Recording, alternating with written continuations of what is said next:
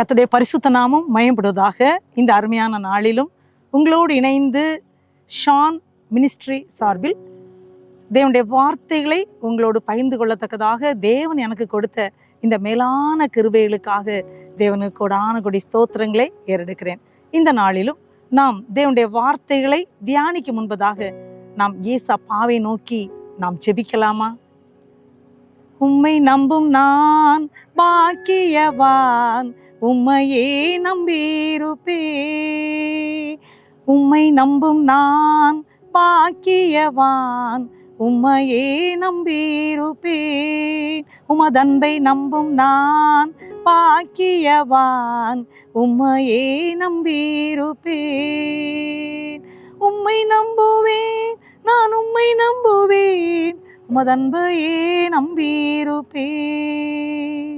உம்மை நம்புவேன், நான் உம்மை நம்புவேன், உம்மையே நம்பியிருப்பேன். உமதன்பை நம்பும் நான் பாக்கியவான், உம்மையே நம்பியிருப்பேன். உம அன்பை நம்பும் நான் பாக்கியவான், உம்மையே நம்பியிருப்பேன். ஆம் தகப்பனே, இந்த அருமையான வேளையில் ராஜாதி ராஜாவே, ஷான் மினிஸ்ட்ரி சார்பில் ஆண்டவரே உம்முடைய வார்த்தைகளை பகிர்ந்து கொள்வதற்கு அப்பா நீர் கொடுத்த அந்த கிருபைகளுக்காக நன்றி அப்பா. அருமையான உடைய பிள்ளைகள் இந்த வார்த்தைகளை கேட்கும் போதே அப்பாவுடைய பிரசன்னம் கடந்து வரும்படியா, வேதனையோடு கண்ணீரோடு பிரச்சனைகளோடு இருக்கிற நம்முடைய பிள்ளைகளுடைய வாழ்க்கையிலும் இயேசுவே உம்முடைய அற்புதம் நடக்கும்படியா, கண்ணீர் துடைக்கப்படும்படியா, நீர் இடைபடும்படியா அப்பா அவருடைய அன்பு கரத்திலே கொடுத்து நான் ஜெபிக்கிறேன் அப்பா. நீங்க மட்டும் மயப்பட்டா போதும் அப்பா. என்னை தாழ்த்தி உங்க கரத்துல கொடுக்கிறேன். இயேசு நாம மயப்பட போறதற்காக நன்றி ஆண்டவரேன். துதி கன மகிமை எல்லாம் அப்பா இயேசு ஒருவருக்கே செலுத்துகிறேன். இயேசு ரட்ச மூலம் ஜெபத்தை ஏற்றுக்கொள்ளும் அன்பு நிறைந்த பரமபிதாவே, ஆமேன் ஆமேன். எனக்கு மிகவும் பிரியமானவுள்ள இந்த அருமையான நாளிலும் ஆத்தும மீட்பு என்ற தலைப்பிலே உங்களோடு தேவனுடைய வார்த்தைகளை பகிர்ந்து கொள்வதில் மிகுந்த மகிழ்ச்சி அடைகிறேன். இயேசுதாமே இந்த வார்த்தைகளை கேட்கிற உங்கள் ஒவ்வொரு பேரையும் ஆசீர்வதிப்பாராக. நம்முடைய இயேசு ரொம்ப நல்லவர். இயேசுவேன்னு கூப்பிடும்போது அவர் நமக்கு சமயமா வந்து என் மகனே மகளே என்று நமக்கு அவருடைய அன்பான சத்தத்தை நமக்கு கொடுக்கிறவராக இருக்கிறார். அவருடைய சித்தத்தை செய்வதற்கு இயேசுதாமே நம்மோடு கூட இருந்து நம்மை நடத்துகிறார். அன்பான ராஜாவாக நம்ம இயேசு இருக்கிறார். பிரியமானவர்களே, இந்த வேளையிலும் ஒரு தேவனுடைய வார்த்தை நாம் தியானிக்கலாமா? யோவான் எழுதின 3வது நிருபத்துல அந்த முதல் அதிகாரத்துல ஒரு வசனம் நான் படிக்கிறேன். 2ஆம் வசனம். பிரியமானவனே, உன் ஆத்மா வாழ்கிறது போல நீ எல்லாவற்றிலும் வாழ்ந்து சுகமாயிருக்கும்படி வேண்டுகிறேன். பிரியமானவனே, உன் ஆத்மா வாழ்கிறது போல நீ எல்லாவற்றிலும் வாழ்ந்து சுகமாயிருக்கும்படி வேண்டுகிறேன். நம்முடைய ஆண்டவர் பார்த்தீங்களா, இயேசு எவ்வளோ நல்லவர் இல்லை? என்ன சொல்றாரு பார்த்தீங்களா? அவர் சொல்றாரு, உன் ஆத்மா வாழ்கிறது போல, உன் ஆத்மா வாழ்கிறது போல நீ எல்லாவற்றிலும் வாழ்ந்து சுகமாயிரு. அப்போ பாருங்க, நம்ம இயேசு நம்மளை எப்படி நேசிக்கிறார்ல. நம்ம சுகமா இருக்கணும், அதான் அவருடைய ஆசை. நம்ம சுகமா இருக்கும்போது மட்டும்தான் இந்த இம்மையிலும் மறுமையிலும் அப்பா நமக்கு கொடுத்த அவருடைய வார்த்தைகளை நம்ம விசுவாசித்து அவருடைய சத்தத்தை கேட்டு அவருடைய சித்தத்தை செய்து இம்மையிலும் மறுமையிலும் அந்த நித்திய ஜீவனையும் நாம் அடைந்து இயேசுவோடு கூட நாம் வாழும்படியான ஒரு கிருபையை தருவதற்கு ஏசப்பா போதுமானவராக இருக்கிறார். ஆனால் ஏசப்பாக்கு என்ன ஆசை தெரியுமா? நம்ம ஆவி ஆத்மா சரீரம் தீட்டுப்பட்டு விடக்கூடாது, குற்றமே இருக்கக்கூடாது. அதான் நம்ம அப்பாவுக்கு ஆசை. பிரியமானவர்களே, நம்ம ஒரு கணம் சிந்திச்சு பார்க்கலாமா? உண்மையாகவே நம்ம ஆத்மாவை பரிசுத்தமாக காத்து கொண்டு இருக்கிறோமா? நம்ம ஆத்மா பரிசுத்தப்பட வேண்டும் என்றால் இந்த தேவனுடைய வார்த்தை நமக்கு மிக மிக முக்கியம். பிரியமானவர்களே, தேவனுடைய வார்த்தை தான் நம்முடைய ஆத்மாவை பரிசுத்தப்படுத்தும். தேவனுடைய வார்த்தையை நம்ம கேட்கும் போதே நம்ம ஆத்மாவும் பரிசுத்தப்படும். ஆவி ஆத்மா சரீரத்தை தேவன் பரிசுத்தப்படுத்துகிறார். பிரியமானவர்களே, அதான் ஆண்டவர் சொல்றார், பிரியமானவரே பிரியமானவர்களே, உன் ஆத்மா வாழ்கிறது போல நீ எல்லாவற்றிலும் வாழ்ந்து சுகமாயிரு அப்படின்னு சொல்லி நம்ம தேவ வசனம் நமக்கு சொல்லுகிறது. லூக்கா 12ஆம் அதிகாரத்துல ஒரு வசனம் இருக்கு. நான் அதை உங்களுக்காக வாசிக்கிறேன். இந்த இடத்துல பார்த்தீங்கன்னா அருமையான ஒரு வார்த்தையை நம்ம படிக்கிறோம். இயேசு கிறிஸ்து அவர் சொல்லுகிறார், பின்னும் அவர் அவர்களை நோக்கி, லூக்கா 12ஆம் அதிகாரம் 15ஆம் வசனம், பின்னும் அவர் அவர்களை நோக்கி, பொருளாசை குறித்து எச்சரிக்கையாயிருங்கள். ஏனெனில் ஒருவனுக்கு எவ்வளவு திரளான ஆஸ்தி இருந்தாலும் அது அவனுக்கு ஜீவன் அல்ல அப்படின்னு சொல்லிட்டு ஒரு உவமையை சொல்லுகிறார். ஒரு ஐஸ்வர்யவான், அவனுக்கு நிலம் நல்லா விளைஞ்சிருக்கு, ரொம்ப சந்தோஷம், அவனுக்கு தானியம் சேர்த்து வைக்கிறாரு. அந்த சேர்த்து வச்சுட்டு அவர் என்ன சொல்றாரு, லூக்கா 12வது அதிகாரம் 19ஆம் வசனத்துல அவர் சொல்றாராம், பின்பு ஆத்மாவே, உனக்காக அநேக வருஷங்களுக்கு அநேக பொருட்கள் சேர்த்து வைக்கப்பட்டிருக்கிறது, நீ இளைப்பாரி புசித்து குடித்து புரிப்பாயிரு என்று உன் ஆத்மாவோடே சொல்லுவேன் என்று தனக்குள்ளே சிந்தித்து சொல்லி கொண்டானாம். அப்போ 20வது வசனம் லூக்கா 12:20 நம்ம படிக்கிறோம், தேவனோ அவனை நோக்கி, மதிகேடனே, உன் ஆத்துமா உன்னிடத்திலிருந்து இந்த ராத்திரியிலே எடுத்துக்கொள்ளப்படும், அப்பொழுது நீ சேகரித்தவைகள் யாருடையதாகும் என்றார். தேவனிடத்தில் ஐஸ்வர்யமாய் இருக்கிறவன் தனக்காகவே பொக்கிஷங்களை சேர்த்து வைக்கிறவன் இப்படியே இருக்கிறான்னு சொல்லி ஆண்டவர் அந்த இடத்துல மிக தெளிவா சொல்லிட்டு சொல்றாரு, ஆகாரத்தை பார்க்கிலும் ஜீவனும் உடையை பார்க்கிலும் சரீரமும் விசேஷித்தவைகளா இருக்கிறது. பார்த்தீங்களா? அப்போ நம்ம ஜீவனை குறித்து ஆண்டவருக்கு ஒரு முக்கியத்துவம் இருக்கிறது. ஏன்னா இன்னைக்கு அநேகருடைய வாழ்க்கையில இப்படிதாங்க, ஆவி ஆத்மா சரீரத்தை குறித்து எந்த ஒரு கவலையுமே இல்லை, ஆத்மாவை குறித்து கவலையே இல்லை. ஆனால் அந்த ஜீவ ஆத்மாவை நம்முடைய சுவாசத்திலே அவர் நமக்கு ஊதினார் அப்படின்னு சொல்லி நம்ம பார்க்குறோம்ல. தேவன் அந்த மனிதனை பூமியின் மண்ணினாலே உருவாக்கி ஜீவ சுவாசத்தை அவன் நாசியிலே ஊதினார். அந்த ஜீவ சுவாசம் நமக்குள்ளே இருக்கிறது பிரியமானவர்களே. அப்போ அந்த ஜீவ சுவாசம் நமக்குள்ளே இருக்கும்போது இயேசு கிறிஸ்து சொல்றாரு, தமது குமாரனுடைய ஆவியை நம்முடைய இருதயத்திலே ஊற்றி இருக்கிறாராம். ஸோ அந்த ஊற்றி இருக்கிற அந்த ஆவி ஆத்மா சரீரம் பாருங்க, இந்த மூன்றையும் நம்ம பரிசுத்தமா வைக்க வேண்டியது நம்முடைய அன்பான நமக்கு கட்டளையாக ஆண்டவர் சொல்றார் பிரியமானவர்களே. அவர் சொல்றாரு, இந்த ராத்திரியிலே உன்னுடைய ஜீவன் எடுத்துக்கொள்ளப்பட்டால் நீ சேர்த்து வைத்தவைகள் யாருடையதாகும். அதான் பிரியமானவர்களே, மத்தேயு எழுதின சுவிசேஷம் நம்ம படிக்கின்றோம் 16வது அதிகாரம் 26வது வசனம். மத்தேயு 16:26 அவர் சொல்றாரு, மனுஷன் உலகம் முழுவதையும் ஆதாயப்படுத்தி கொண்டாலும் தன் ஜீவனை நஷ்டப்படுத்தினால் அவனுக்கு லாபம் என்ன? தன் ஜீவனை நஷ்டப்படுத்தினால் அவனுக்கு லாபம் என்ன? இன்னைக்கு அநேகருடைய வாழ்க்கையில நம்முடைய அந்த ஆத்மாவை குறித்து, நம்முடைய ஜீவனை குறித்து அநேகருடைய வாழ்க்கையில எந்த ஒரு அக்கறை இல்லாம இருக்கிறதை நம்ம இந்த பூமியில பார்க்கிறோம் பிரியமானவர்களே. ஏன்னா தேவன் நமக்கு எழுதி வச்சிருக்கிறாரு. இந்த தேவனுடைய வார்த்தைகள் நமக்கு மன்னாவாக இருக்கிறது பிரியமானவர்களே. இன்னைக்கு அநேகருடைய வாழ்க்கையில இந்த ஜீவனை குறித்து கவலையே இல்லை, அது எப்படி வேணா இருந்துட்டு போட்டோம் அப்படின்னு சொல்லி விருப்பம் போல வாழ்கிறத நம்ம பார்க்கிறோம் பிரியமானவர்களே.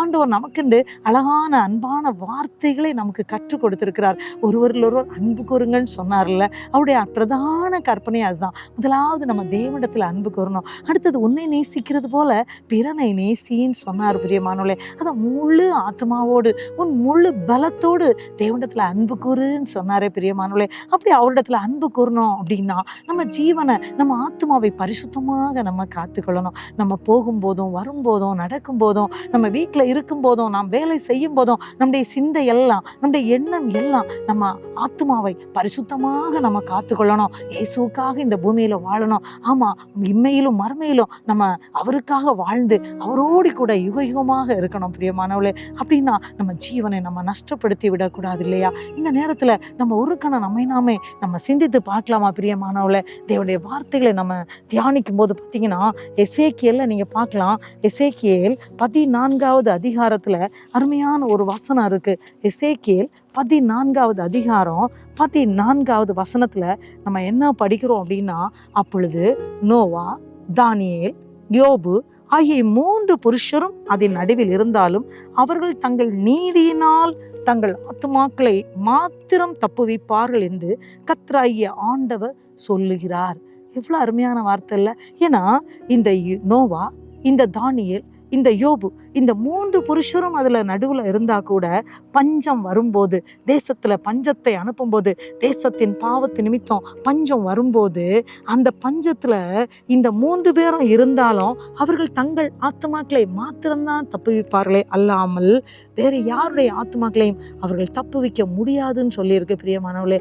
அப்படி என்றால் அந்த 3 பேருடைய வாழ்க்கையை குறித்து நாம் சிந்தித்து பார்க்கும்போது, விசேஷமாக அந்த தானியேல் அவருடைய வாழ்க்கையை நம்ம சிந்திச்சு பார்க்கும்போது போது அவர் ஆண்டவருக்காக எப்படி தன்னுடைய ஆத்மாவை காத்து கொண்டார். நம்ம தெளிவா தானியேல் புஸ்தகத்துல படிக்கிறோம் பிரியமானவர்களே. ஏன்னா நம்ம ஜீவனை குறித்து, நம்முடைய ஆத்மாவை குறித்து நமக்கு ஒரு நோக்கம் இருக்கணும் பிரியமானவர்களே. ஏன்னா ஏசப்பா நம்மளை ரொம்ப நேசிக்கிறாங்க.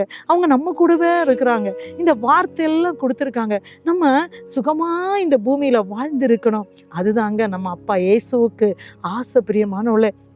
இந்த வேளையிலும் எனக்கு மிகவும் பிரியமான அன்பான தேவனுடைய பிள்ளைகளே, இதை அருமையாக கேட்டுக்கொண்டிருக்கின்ற உங்கள் வாழ்க்கையில் கூட ஒருவேளை நீங்கள் நினைக்கலாம், என்னுடைய ஆத்மாவை நான் பரிசுத்தமாக வைத்திருக்கிறேனா, நான் என் ஆத்மாவை தேவனுக்குன்னு நான் பரிசுத்தப்படுத்தி பாதுகாக்கிறேனா என்ற கேள்வி உங்களுக்கு இருக்கலாம் பிரியமானவளே. தேவனுக்கு பிரியமானதை செய்யும் போது மட்டும்தான், தேவனுடைய வார்த்தைக்கு கீழ்ப்படியும் போது மட்டும்தான் நம்ம பரிசுத்தமாக நம்மை நாமே காத்துக்கொள்ள முடியும் பிரியமானவளே. ஆண்டுக்கு பிரியமில்லாத மாம்சத்தின் கிரியைகளை நம்ம வாழ்ந்தோம்னா நிச்சயமாக நம்ம ஆண்டவருக்காக அவருடைய ஜீவனை, நம்ம ஜீவனை பரிசுத்தமாக காத்துக்கொள்ள வாய்ப்பே இல்லை பிரியமானவளை. நம்மை நாமே சிந்தித்து பார்ப்போம். நீங்கள் ஒருவேளை கவலையில் இருக்கலாம், கண்ணீரில் இருக்கலாம், துன்பத்தில் இருக்கலாம், பலவிதமான போராட்டங்கள்ல இருக்கலாம். இதை கேட்டுக்கொண்டிருக்கின்ற தேவனுடைய பிள்ளைகளுடைய வாழ்க்கையில ஏதோ ஒரு வேதனை, நீங்க கண்ணீரோடு கூட இந்த பிரசங்கத்தை கேட்டுக்கொண்டிருக்கலாம் பிரியமானவர்களே.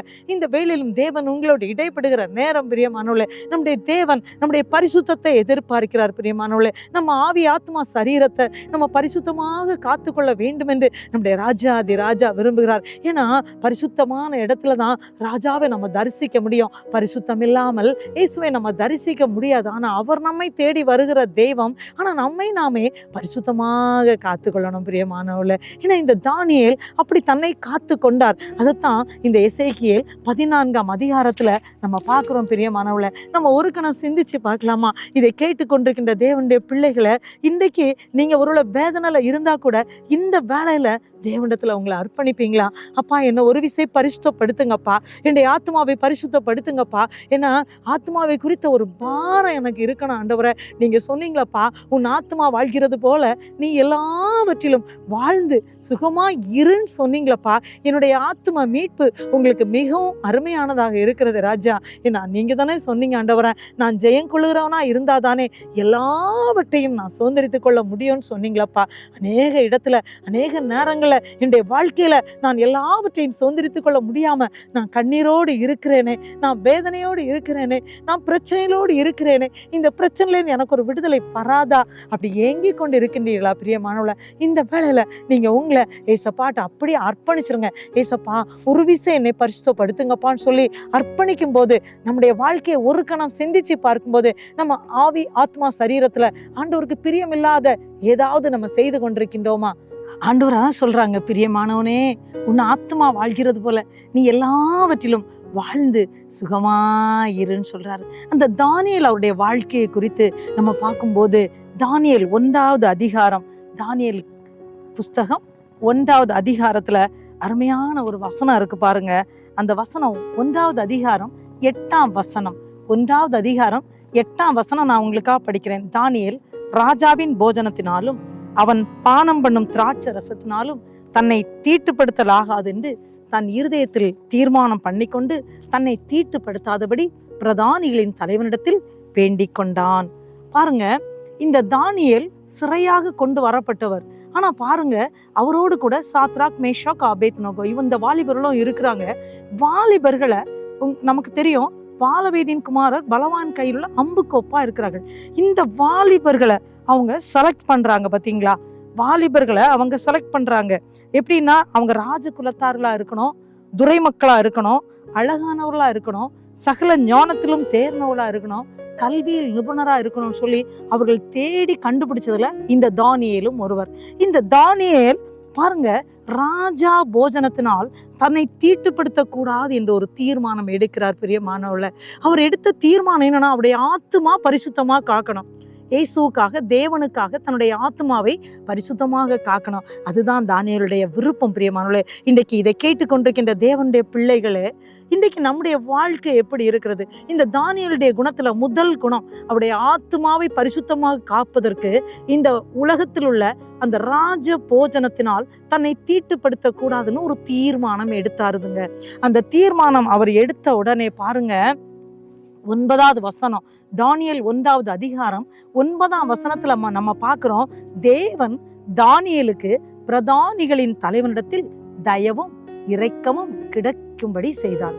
தயவும் இரக்கமும் கிடைக்கும்படி செய்தார். பாருங்க, நம்முடைய வாழ்க்கையில ஒருவேளை இதை கேட்டுக்கொண்டிருக்கின்ற தேவனுடைய பிள்ளைகளை, உங்க பிள்ளைகளுக்காக வேலைக்கு இடம் கிடைக்கலையே, படிப்பதற்கு இடம் கிடைக்கலையே, என்னுடைய பிள்ளைகளுக்கு திருமணத்திற்காக நான் எவ்வளோ நாள் வேதனைப்படுகிறேனே, என்னுடைய வாழ்க்கையில ஒரு அற்புதம் நடக்காதான்னு சொல்லி இதை கேட்டுக்கொண்டிருக்கின்ற தேவனுடைய பிள்ளைகளாகி நீங்கள் ஒருவேளை இந்த நேரத்துல கண்ணீரோடு இந்த நேரத்துல இருக்கலாம். பிரியமானவர்களே, இந்த தானியேலுடைய வாழ்க்கையில அவர் ஒரு தீர்மானம் எடுத்தார். பரிசுத்தமாக வாழணும், தன்னுடைய ஆத்மாவை பரிசுத்தமாக காத்துக்கொள்ளணும். ஆகவே தீட்டானது ஒன்றும் வேண்டான்னு சொல்லி விளக்கினார். பிரியமானவர்களே, நீங்க இதை கேட்டுக்கொண்டிருக்கின்ற தேவ பிள்ளைகள் ஒருவேளை வேதனையோடு இருக்கலாம். பாருங்க, அந்த தேவன் அந்த தானியேலுக்கு தயவும் இரக்கமும் கிடைக்கும்படி செய்தார். ஒருவேளை ஆண்டவருடைய தயவு எனக்கு வேண்டுமே, ஆண்டவருடைய இரக்கம் எனக்கு வேண்டுமே, என்னுடைய பிள்ளைகளுக்கு இந்த காரியங்கள் அற்புதம் நடக்கணும்னு சொல்லி இதை கண்ணீரோடு கேட்டுக்கொண்டிருக்கின்ற அன்பான தேவனுடைய பிள்ளைகளே, ஒரு கணம் சிந்திச்சு பாருங்க.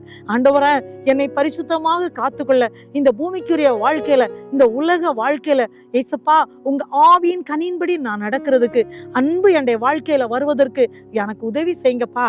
அடிக்கடி நான் கோவப்பட்டுறேன், அடிக்கடி என் பிள்ளைகள்கிட்ட நான் சண்டைக்கு போயிடுறேன்ப்பா, அடிக்கடி மற்றவர்களோடு நான் வீணான வார்த்தைகள் நான் பேசுறேன்ப்பா, என்ன மன்னிங்கப்பா அப்படி சொல்லி தேவ கரத்துல அர்ப்பணிப்பீங்களா? பிரியமானவளே, யாக்கோபு 3ஆம் அதிகாரத்துல நாவை குறித்து சொல்லப்பட்டுள்ளது. பிரியமானவளே, நாவு நெருப்பு, அது அநீதி நிறைந்த உலகம், அது முழு ஆயுள் சக்கரத்தையும் கொளுத்தி விடுகிறதுன்னு சொல்லி இருக்குதே. பிரியமானவளே, கொஞ்சம் சிந்திச்சு பார்ப்பீங்களா?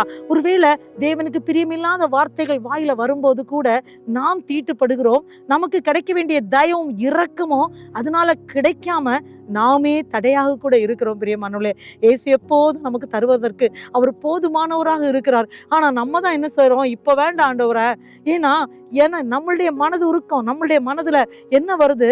எப்பவுமே கோபம், எரிச்சல், பொறாமை, இந்த ஆவியின் கனிகள் இல்லாம மாம்சத்தின் கிரியைகள் நம்முடைய வாழ்க்கையில வரும்போது நம்ம ஆத்மாவை பரிசுத்தமா வைக்கவே முடியாது. பிரியமானவளே, அப்படி நம்முடைய வாழ்க்கையில நம்ம செயல்படும் போது தேவன் நமக்கென்று வைத்திருக்கிற, அவர் நமக்கென்று கொடுக்கிற ஆசீர்வாதங்களை நாமே விளக்குறவர்களா இருக்கிறோம். பிரியமானவளே, ஒரு கணம் சிந்திச்சு பார்க்கலாமா? இந்த தானியேலுடைய வாழ்க்கையில அவர் தன்னை தீட்டுப்படுத்தாதபடி தன்னை காத்து கொண்டார். பிரியமானவளே, இரண்டாவதாக அவர் என்ன செய்தார் அப்படின்னு பாத்தீங்கன்னா, அவர் பாருங்க, அவர் அந்த இடத்துல அவரை பற்றி நம்ம பார்க்கும்போது இவங்க 10 நாள் தானியேலை சோதிச்சு பார்க்குறாங்க. தானியேலையும் அவர் கூட இருந்த வாலிபர்களையும் சோதித்து பார்க்கும்போது இவங்களுடைய சரீரம் புஷ்டி உள்ளதாயும் முகம் களை உள்ளதாயும் இருந்ததுன்னு சொல்லி அதே தானியேல் 1ஆம் அதிகாரம் 15ஆம் வசனத்துல நம்ம பார்க்கிறோம். பிரியமானவர்களே, இதுல இவர் தேவனுக்கென்று அவர் பாருங்க, அந்த தீட்டானதைகளை அவர் விட்ட போது ஆண்டவர் என்ன செய்தார் தெரியுமா?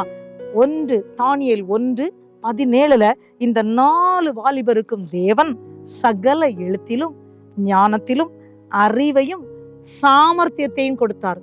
அறிவையும் சாமர்த்தியத்தையும் கொடுத்தார். பிரியமானவர்களே, பிள்ளைகள் சரியான படிக்கலையே, சரியான மார்க் எடுக்காததுனால பிள்ளைக்கு கிடைக்க வேண்டிய இடம் காலேஜில் கிடைக்கலையே அப்படின்னு கலங்கி கொண்டு இருக்கிறீங்களா? பிரியமானவர்களே, என்னுடைய பிள்ளைக்கு அறிவு இல்லையே, ஞானத்தில் குறைவுள்ளவர்களாக இருக்கிறானே நினைக்கிறீங்களா? ஏன்னா அவனுடைய வசனம் சொல்லுது, ஒருவன் ஞானத்தில் குறைவுள்ளவனா இருந்தால் தேவனிடத்துல கேட்டு பெற்றுக்கொள்ள கடவுள்னு சொல்லி இருக்கிறாரு. பிரியமானவர்களே, பாருங்க, இந்த தானியேல் தீட்டானதை வளர்க்கும் போது அவருடைய வாழ்க்கையில சகல விதமான ஞானத்தை தேவன் அவருக்கு கொடுக்கிறார். பாருங்க, எவ்வளவு ஒரு பெரிய பாக்கியம். அது மட்டும் இல்ல, தேவன் தானியேலுக்கு இன்னொரு விசேஷித்த கிருபையை கொடுக்கிறாரு. அதே தானியேல் 1ஆவது அதிகாரம் 17ஆம் வசனத்துல இருக்கு, தானியேலை சகல தரிசனங்களையும் சொப்பனங்களையும் அறியத்தக்க அறிவுள்ளவன் ஆக்கினார். பிரியமானவர்களே, பிள்ளைகளுடைய வாழ்க்கையில அறிவு இல்லையே, என்னுடைய பிள்ளைகள் அறிவில்லாததுனால கீழ்ப்படியாம படிக்கவும் செய்யாம, பிள்ளைகள் சரியான ஒரு வேலையும் கிடைக்காம, சரியான காலேஜில் இடம் கிடைக்கல, சொன்னதை கேட்கலன்னு சொல்லி பிரியமானவர்களே பிள்ளைகளை குறித்து கலங்கி தவித்து கொண்டு இருக்கிறீங்களா? பிரியமானவர்களே, பிள்ளைகளை அவனுடைய கரத்துல ஒப்பு கொடுங்க. பிள்ளைகள் பிரியமானவர்களே, ஒருவேளை ஆண்டவருக்கு பிரியமில்லாத மாம்சத்தின் கிரியையில சிக்கி இருக்கிறீங்களா? ஆண்டவரே, இந்த மாம்சத்தின் கிரியையில என்ன விடுவீங்கப்பா, என்னுடைய ஆத்மாவை நான் பரிசுத்தமா காத்து கொள்வதற்கு எனக்கு உதவி செய்யுங்கப்பா. ஏசப்பா, நீங்க என் கூடவே இருங்க அப்படி நீங்க சொல்லும்போது பாருங்க, உங்களுக்கும் தேவன் அற்புதத்தை செய்கிறார். உங்க பிள்ளைகளையும் பாருங்க, கல்வியில் நிபுணர்களாக தேவன் மாற்றுகிறார். இந்த தானியேலை தேவன் கல்வியில் நிபுணராக மாற்றுகிறார். அது மட்டும் இல்ல, பாருங்க, அதே தானியேல் 1ஆவது அதிகாரம் 20ஆம் வசனத்துல இருக்குங்க, பாருங்க, ஞானத்துக்கும் புத்திக்கும் அடுத்த எந்த விஷயத்துல ராஜா அவர்களை கேட்டு விசாரித்தானோ அதிலே தன் ராஜ்யம் எங்குமுள்ள சகல சாஸ்திரிகளிலும் ஜோசியரிலும் அவர்களை 10 மடங்கு சமர்த்தராக கண்டான். பிரியமானவர்களே, 10 மடங்கு அறிவை தேவன் கொடுக்கிறார். எவ்வளவு பெரிய ஒரு காரியம் பார்த்தீங்களா? அவர் செய்ததெல்லாம் என்ன? தன்னை தீட்டுப்படுத்த கூடாது என்று தேவனுக்கு பிரியமில்லாதை விட்டு விலகினார். இன்னைக்கு உலகத்துல நம்ம இருக்கிறோம் பிரியமானவர்களே, கண்களின் இச்சை, மாம்சத்தின் இச்சை, ஜீவனத்தின் பெருமைக்கு இன்றைக்கு விட்டு கொடுத்தது நிமித்தமாக இன்னைக்கு அநேகருடைய வாழ்க்கையில பாவத்துல சிக்கி அநேக வாலிபர்கள், அநேக வீட்டில் உள்ள பெரியவர்கள், அநேக குடும்பத்தில் உள்ள நபர்கள் இன்றைக்கு தேவனுக்கு பிரியமில்லாததுல சிக்குண்டு, தேவனுக்கு பிரியமில்லாத பாவங்கள்ல விழுந்து இன்றைக்கு ஆண்டவர் கொடுத்த அந்த ஆசீர்வாதத்தை சுதந்திரித்துக் கொள்ள முடியாம இன்றைக்கு மறுமையில பரலோக ராஜ்யத்தை நம்ம போகும்போது நாம் பரிசுத்தமாக காத்துக்கொள்ள வேண்டிய ஆத்மாவையும் தீட்டுப்படுத்தி இன்றைக்கு அநேகர் ஆண்டவருக்கு பிரியமில்லாத வாழ்க்கையில இன்றைக்கு தங்களை நரகத்துக்கு நேராக போய்கொண்டு இருக்கிறத நம்ம பார்க்கிறோமே பிரியமானவள. ஒரு கணம் நம்ம சிந்திப்போமா? அந்த மாம்சத்தின் கிரியை நமக்கு வேண்டாம் பிரியமானவளே. ரோமர் 1ஆம் அதிகாரம் 28, 29, 30 வசனங்களை நம்ம படிக்கும்போது இந்த மாம்சத்தின் கிரியைகள், விரோதங்கள், வைராக்கியங்கள், பிரிவினைகள், மார்க்க பேதங்கள், அது மட்டும் இல்ல வேபச்சாரம், வேசித்தனம், காம விகாரம், இவைகள் எல்லாமே இன்றைக்கு அநேகருடைய வாழ்க்கையில அவங்க ஆத்மாவை கெடுத்து போடுகிறது பிரியமானவள. ஒரு கணம் சிந்தித்து பார்ப்போமா? பிள்ளைகளையும் நம்ம பரிசுத்தமா நடத்தலாம், நாமும் நம்மை பரிசுத்தமாக காத்துக்கொள்ளணும் பிரியமானவள. இந்த உலகத்தின் இச்சைக்கு நம்ம தப்பணும் பிரியமானவள. அப்படி இருந்தா மட்டும்தான் இந்த ஆத்மாவை நம்ம பரிசுத்தமாக காத்துக்கொள்ள முடியும். அதற்கு தானியேல் நமக்கு ஒரு உதாரணமாக இருக்கிறார் பார்த்தீங்களா? அது மட்டும் இல்லாம அந்த தானியேல் பாருங்க, சொப்பனத்தின் அர்த்தத்தை சொல்ல அறிவு கொடுத்தாரே பிரியமானவள. எவ்வளவு பெரிய பாக்கியம் இல்ல? அவர் தன்னை தீட்டுப்படுத்தாதபடி காத்து கொண்ட போது பாருங்க, இப்ப அவர் கல்வியில் நிபுணர் மட்டும் இல்ல, அவர் பாருங்க சொப்பனத்துக்கு அர்த்தத்தை சொல்லுகிற ஒரு தேவனுடைய அந்த கிருபையை பெற்றுக்கொள்கிறார். ராஜா கண்ட சொப்பனத்துக்கு இவர் அர்த்தத்தை சொல்லுகிறார்னு சொல்லி நம்ம அழகா இந்த வேதத்துல நம்ம பார்க்கிறோம் பிரியமானவளே.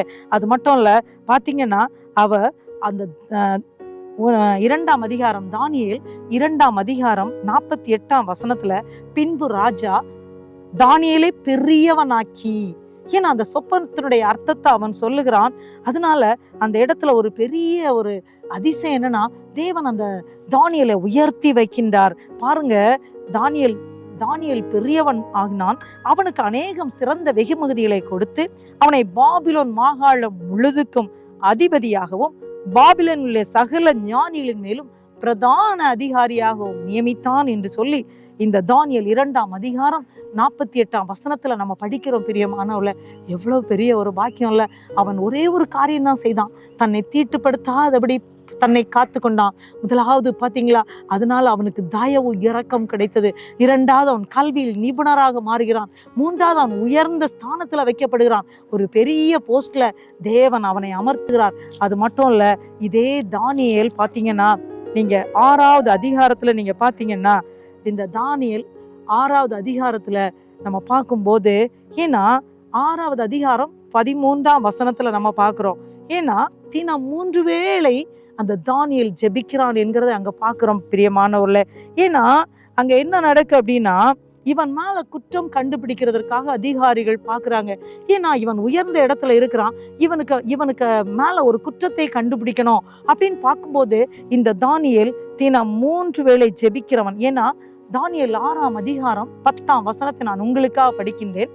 தானியேல் 6ஆம் அதிகாரம் 10ஆம் வசனம். தானியேலோ வென்றால் அந்த பத்திரத்துக்கு கையெழுத்து வைக்கப்பட்டதென்று அறிந்த போதிலும் தன் வீட்டுக்குள்ளே போய் தன் மேலறையிலே எருசலேமுக்கு நேராக பலகணிகள் திறந்திருக்க அங்கே தான் செய்து வந்தபடியே தன் தேவனுக்கு தினம் 3 வேளையும் தன் தேவனுக்கு முன்பாக முழங்கார் படியிட்டு ஜபம் பண்ணி ஸ்தோத்திரம் செலுத்தினான்.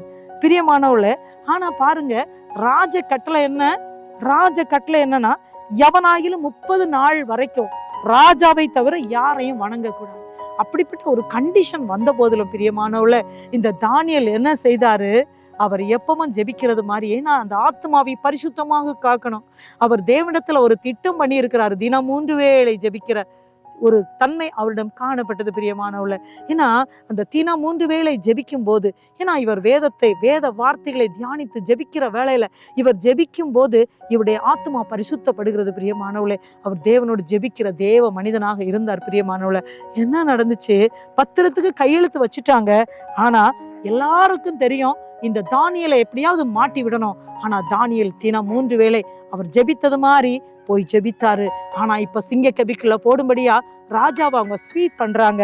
என்ன நடந்துச்சுன்னு பாத்தீங்கன்னா, அந்த தானியேல் 6ஆம் அதிகாரம் 16ஆம் வசனத்துல பாத்தீங்கன்னா, ராஜா பாருங்க, அந்த சிங்க கபிலை போடுவதற்கு எல்லாரும் ராஜாவை வற்புறுத்தினால ராஜா போட்டுட்டாரு. ஆனா அதே ராஜா என்ன சொல்றாரு, நீ இடைவிடாமல் ஆராதிக்கிற உன் தேவன் உன்னை தப்புவிப்பார். நீ இடைவிடாமல் ஆராதிக்கிற உன் தேவன் உன்னை தப்புவிப்பார். பாத்தீங்களா? அப்போ ஃபர்ஸ்ட் அந்த தானியேலுடைய வாழ்க்கையில தன்னை தீட்டுப்படுத்தக்கூடாது, இந்த உலக இச்சைகள்ல விழுந்துடக்கூடாது என்று அவர் தன்னையே என்ன செய்தாரு, பரிசுத்தமாக காத்து கொண்டார். அது மட்டும் இல்லாம பாத்தீங்கன்னா அவருடைய வாழ்க்கையில அவர் என்ன பாத்தீங்கன்னா, அவர் 3 வேளையும் தினம் 3 வேளை ஜெபிக்கிற ஒரு தேவ மனிதராக இருந்தார். தினம் 3 வேளை அவர் ஜெபித்ததுனால என்ன நடந்துச்சு, அங்க ஒரு பெரிய காரியம் நடக்கு பாருங்க. இந்த அப்பொழுது ராஜா தானியேலை பார்த்து சொல்றாரு, நீ இடைவிடாமல் ஆராதிக்கிற உன் தேவன் உன்னை தப்புவிப்பார். எனக்கு மிகவும் பிரியமான தேவனுடைய பிள்ளைகளே, ஒருவேளை நீங்க துக்கத்துல துயரத்துல ஏதாவது ஒரு பிரச்சனையில போராட்டத்துல இந்த வேளையில கண்ணீரோடு நீங்கள் இருக்கலாம் பிரியமானவர்களே. இப்போ உங்களை பார்த்துதான் பாருங்க, இன்னைக்கு ஆண்டவர் உங்களோடு பேசுறார் பாருங்க. நீ இடைவிடாமல் ஆராதிக்கிற உன் தேவன் உன்னை தப்புவிப்பார் சொல்றாரு. பிரியமானவர்களே, இடைவிடாமல் ஆராதிக்கிற ஒரு குணம் உங்ககிட்ட இருக்கிறதா பிரியமானவர்களே? தேவனுடைய வார்த்தைகளை தியானித்து ஜெபிக்கிற பழக்கம் இருக்கிறதா? தேவ சமூகத்துல தேவனுடைய பாடல்களை பாடி அவரை துதிக்கிற ஒரு எண்ணம் உங்கள்கிட்ட இருக்கா பிரியமானவர்களே? சங்கீதக்காரனாகிய தாவீது அதைத்தான் செய்தாரு. தேவனை ஆராதித்து கொண்டிருந்தார், தேவனை துதித்து கொண்டிருந்தார். அதனாலதான் ஏசப்பா சொன்னாரு, எனக்கு மிகவும் பிரியமானவன் சொன்னாரு. அந்த தானியேலை பாருங்க பார்த்து சொல்றாரு, அந்த ராஜா சொல்றாரு, நீ இடைவிடாமல் ஆராதிக்கிற உன் தேவன் உன்னை தப்புவிப்பார்னு. இப்ப உங்களை பார்த்து ஆண்டவர் சொல்றாரு, மகனே மகளே, நீ இடைவிடாமல் ஆராதிக்கிற உன் தேவன் உன்னை தப்புவிப்பார்னு. ஒருவேளை நீங்க இப்ப துக்கத்துல இருக்கலாம், ஒருவேளை உங்களுக்கு விரோதமா போராட்டங்கள் இருக்கலாம். நம்ம ஆண்டவர் நோக்கி பார்த்து ஜெபிக்கலாமா பிரியமானவள? இந்த வேளை நம்ம எல்லாரும் ஆண்டவர் நோக்கி பார்த்து ஜெபிக்கலாம். அப்பா, என்கிட்ட பேசினதற்காக நன்றின்னு சொல்லுவீங்களா? தானியேல் எப்படியாக தன்னை தீட்டுப்படுத்தாதபடி காத்து கொண்டாரோ, அதே போல ஆண்டவரை நான் தீட்டுப்படாமல் காத்துக்கொள்ளணும், என்னை பரிசுத்தப்படுத்துங்கன்னு கேட்பீங்களா? ஒருவேளை நீங்க இந்த வேளையில இதை கேட்டு கொண்டிருக்கின்ற தேவ பிள்ளைகள் துக்கத்தோடு துயரத்தோடு கண்ணீரோடு நீங்க இருக்கலாம் பிரியமானவள. இந்த வேளையிலும் தேவன் உங்களோடு பேசி கொண்டிருக்கின்றார். நீங்க யாரா இருந்தாலும் சரி, தேவன் உங்களோடு பேசுகிறார் பிரியமானவளே. நீங்க தேவனை இடைவிடாமல் ஆராதிக்கிற பிள்ளைகளாக எப்படி தானியேல் தன்னை தீட்டுப்படுத்தாமல் பரிசுத்த வாழ்க்கை வாழ்ந்தாரோ, அதே போல ஆண்டவரே நான் பரிசுத்தமாக வாழ்வதற்கு என்னை அர்ப்பணிக்கிறேன்னு சொல்லுவீங்களா? ஆண்டவரே நான் உங்களை ஆராதிக்கிறேன்னு சொல்லி ஆராதிக்கிறதுக்கு அர்ப்பணிப்பீங்களா பிரியமானவளே? நான் இந்த வேளையில உங்களுக்காக ஜெபிக்கிறேன். தகப்பனே, உம்மை ஸ்தோத்திரிக்கிறோமப்பா. நீ நேற்று மீண்டும் என்று மாறாத ஒரு ராஜா. அன்பான உம்முடைய பிள்ளைங்கப்பா உம்முடைய சமூகத்துல வந்திருக்கிறாங்கப்பா. அநேகர் இந்த வேளையில கண்ணீரோடு இருக்கிறாங்கப்பா, குடும்பத்துல போராட்டத்தோடு இருக்கிறாங்கப்பா, பிள்ளைகளுக்காக ஜெபிக்கிறாங்கப்பா, பிள்ளைகளுடைய ஞானத்திற்கு அவங்க நோக்கி கேட்கிறாங்கப்பா, அவங்களுடைய தனிப்பட்ட வாழ்க்கைக்காக கண்ணீரோடு நிற்கிறாங்க. குடும்பத்துல பலவிதமான போராட்டங்களோடு வியாதியோடு ஆண்டவரே, குடும்பத்துல பிரிவினைகள் நிமித்தமாக கண்ணீரோடு இருக்கிற பிள்ளைகள் உண்டு ஆண்டவரே. யார் யார் இந்த வேளையில இயேசுவே எனக்கு இறங்க மாட்டீங்களா என்று கண்ணீரோடு இருக்கிறாங்களோ, அவங்க வாழ்க்கையில அவர்கள் ஒரு தீர்மானத்தை எடுக்கிற ஒரு நேரமாக அமையட்டும் ஆண்டவரே.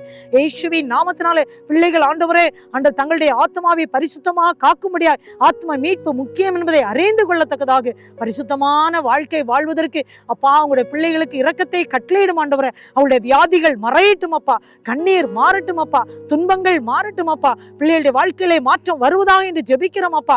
யார் யார் இந்த வேளையிலே ஆண்டவரே என்னை பரிசுத்தப்படுத்தும் என்று கேட்கிறார்களோ, அவருடைய வாழ்க்கையிலே பரிசுத்தத்தை கட்டளையிடும் ஆண்டவரே. அதோடு கூட ஆண்டவரே, தினம் 3 வேளை ஜெபிக்கிறேன் என்று தானியேல் எடுத்த தீர்மானத்தின்படி எந்தெந்த உடைய பிள்ளைகளுடைய சமூகத்திலே காத்திருந்து ஜெபிக்க தீர்மானம் எடுத்தார்களோ, அவருடைய வாழ்க்கையில அதிசயம் இந்த வேளையில நடப்பதாக என்று ஜெபிக்கிறேனப்பா.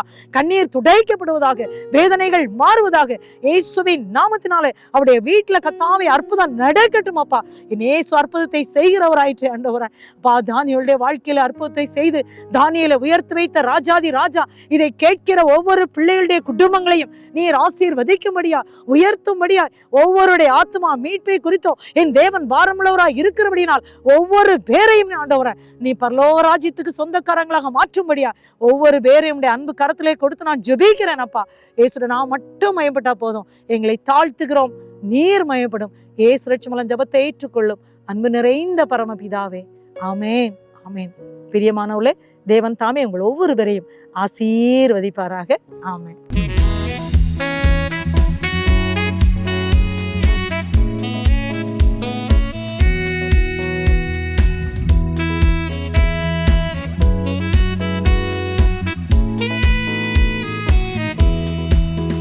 என்னை நேசிக்கின்றாயா,